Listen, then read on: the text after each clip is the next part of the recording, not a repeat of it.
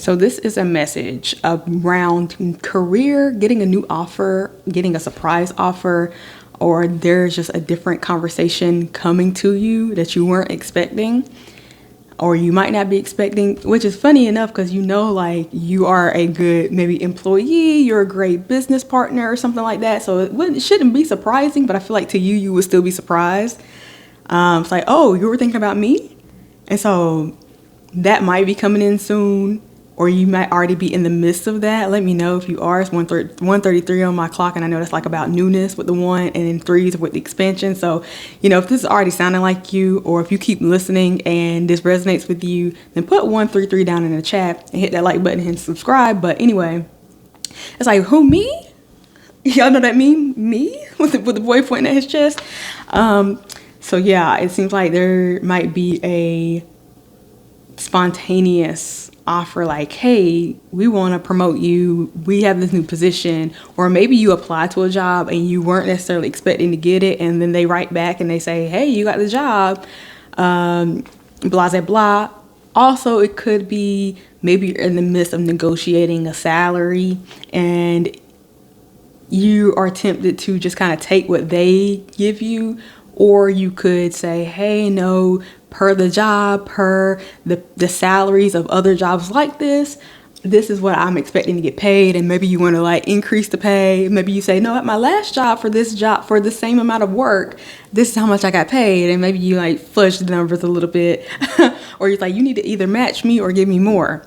And so it just feels like this is a moment where you really have to have your head on a lot of it, and not just take whatever you're being given, because first of all, you know your worth and your value, right? You know what you have to offer to the company, to the business, for yourself, whatever that looks like. And so don't lowball yourself. And so I feel like a lot of times there could be offers and we want to jump on it so quickly that we're not taking the time to think. And they can maybe say like, hey, you got 24 hours to respond. And they okay, cool. But like that doesn't mean take 23 whole hours to think about it and negotiate and say, is this really what I want? Does this sound right? Does this mesh well with me, my personality? Can I put in this many hours? If you have the flexibility to negotiate, think about the terms. Think about, is this pay enough or is it not enough? Can we go up a little bit? Are they saying that this is the only responsibility when in reality it's going to take a lot more time than that? Even the conversation around like work from home versus in office. Think about that. What type of structure is the job? If they're giving you this amount of money, but it takes you an hour to drive there in rush hour traffic every morning and every evening, consider that as well. If you're like maybe a teacher and they say, and I'm just thinking of these things because sometimes there's a lot of extra work that you don't get paid for. Like you have to plan, you have to grade the papers. Am I getting paid for those things, or am I volunteering my time for that? These are things that you want to think about while also not sitting on it too long. So there's a balance here that you're being asked to have, where it is, yes, think through it. Think about what they're saying, what they're offering. Can I negotiate? How much time is this really going to take? Does this mesh with my life and my idea of the lifestyle I want? But also, should I be waiting on this? Should I be sitting on this? Is there a lot of competition in this field? Do I need to just go ahead and hop in because I might not get another opportunity? Maybe I can hop in this job for 6 months to a year, let it be a stepping stone. There's a lot to think about, but it feels like there is a maybe almost like pre-planning. Even if you don't know something's coming, just think about like, if I were to be offered another position in this job, maybe you're hearing that, oh, a position open up. You might think it's you might think it's not you. But go ahead and start thinking about what your terms and conditions are, what you're willing to negotiate, how much you're willing to put in. Are you in a good space in your life where you can do that job? Also think about what your demands are. Do you know how much you're worth? I'll tell you, you're worth a lot. You're probably worth a lot more than they're giving it to you for.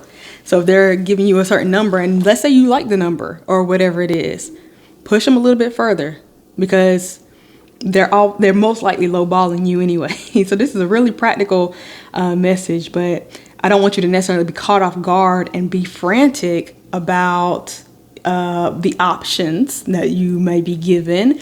Some people might fast talk you and might get you to hurry up and sign on the dotted line, and they may pretend like you don't have a lot of time, but in reality it's like, hold that thought, let me take this paper, let me take this contract, let me see what's going on, and I'll get back to you at my earliest convenience, and I'll come back with a rebuttal if you feel comfortable with that.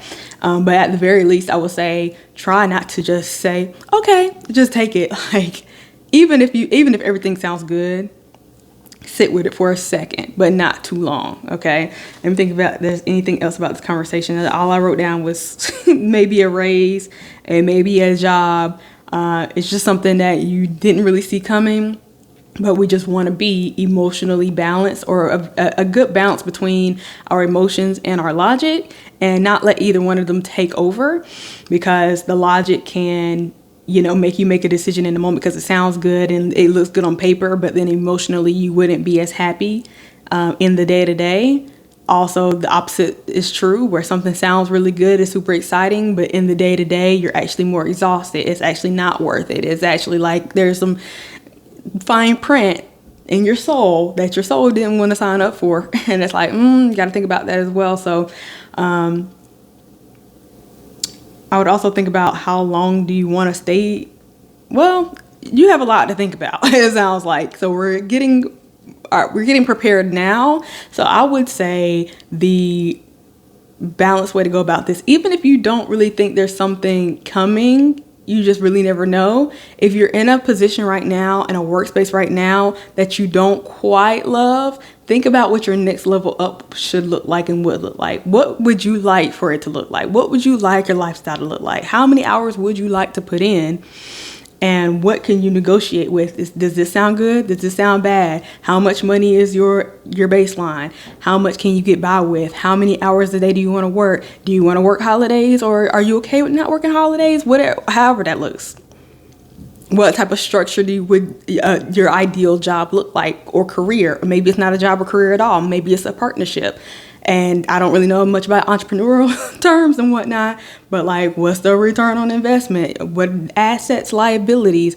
What percentage of the company will you own and have part of? Are you just putting your name on something and they're using it? How much, if you're getting a brand deal? Ooh, that's a good one, especially if you're like a creator. If you're getting a brand deal and they say, hey, I need you to create this amount, but you can't say these words. It's like, is that good enough for you? Or do you want free reign, free authority to create how you want? You know what I mean? And just because something looks good in an email in writing might not actually be the best thing for you. So go ahead and think about that now, because something's coming and I don't want you to be off guard. I want you to go ahead and think about that. And so when they come at you with something and it's like, you could either go ahead and say, yep, that sounds perfect. That's something I already written down on my list. Or it's like, no, I've already thought about this. And also, if they're not willing to budge and you're like, maybe not, be willing to let it go. Be confident in yourself to let it go and know that a better opportunity will come. Know your value so good that if they're completely lowballing you and playing you for a fool, that you can walk away from it and say, you know what? I appreciate the opportunity, but this sounds like I'm just going to be giving away free time and you're barely going to be paying me for my services, and I'm not getting the due diligence or the respect that I need back. I'm not getting the reciprocity I need back. So I declined this offer. Be willing to say that too. Okay, because not everything is about the money. Some things are deeper than that. All right, so let me know if that resonated. If you already got something lined up in the books, do you got an interview on the way? Do you feel something coming? Do you feel a promotion coming? Are you about to step into something new? Put 133 down in the chat. Should I? Not chat. I don't know. I'm saying chat. Do I need to go live, y'all? Let me look up 133 as an angel number just to see. What's happening? Sorry. 133. Angel number. I want to go.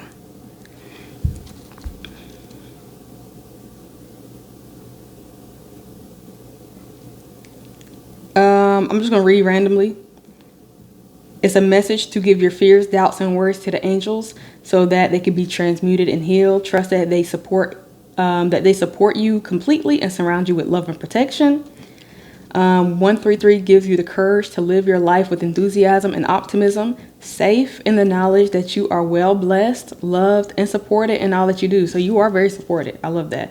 Live your life with joy, passion, and purpose, as this will manifest your true desires. Be prepared to expand and increase your spiritual development and awareness. So there could also be a spiritual element of this, like really just having that intuition of knowing what's right and what's wrong for you, and know that you're supported in your decisions, whether that's saying yes or saying no. Okay, so I'm gonna leave that right there. Y'all let me know if this resonated with you. Hit that like and subscribe button. I'll see you on the next one. Bye.